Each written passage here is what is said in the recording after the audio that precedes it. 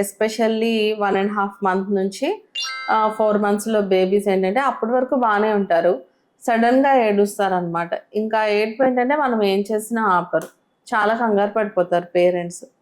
వాళ్ళు బైక్ మీదో కార్లోనో తీసుకొస్తారు కదా, వచ్చేపాటికి వీడు ఇక్కడ నవ్వుతూ ఉంటాడు, నార్మల్ అయిపోతాడు. వాళ్ళకి అర్థం కాదు, వాళ్ళు ఏడుస్తున్న కంగారు ఒకటి ఉంటుంది పేరెంట్స్. సో ఎలా ఐడెంటిఫై చేయటం అనేది కష్టం.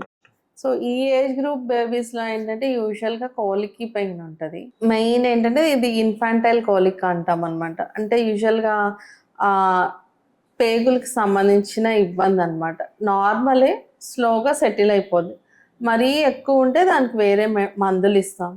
ఎలా జాగ్రత్తలు తీసుకోవాలంటే వాళ్ళని కడల్ చేయటం, సూదెన్ చేయటం, లేకపోతే చుట్టి కొంచెం ఊపటం, ఉయ్యాల్లో ఊపటం, లేకపోతే ఇలా ఒక రైడ్కి తీసుకెళ్ళినా కానీ వాళ్ళు కంఫర్టబుల్ ఫీల్ అవుతారు. ఇంకొక second common cause ear pain. Ear pain వల్ల కూడా విపరీతంగా వాళ్ళకి అంటే లైక్ పెయిన్ ఎక్కువ ఉంటుంది, ఏడుస్తారనమాట. సో దీన్ని అంటే వాడికి ప్రీవియస్గా ఒక 1 వీక్ బ్యాక్ ఇప్పుడు జలుబుండి ఎక్కువగా ఏడుస్తుంటే యూజువల్గా మోస్ట్లీ వాడికి ఇయర్ పెయిన్ అయినా పాసిబిలిటీ ఉంటుంది.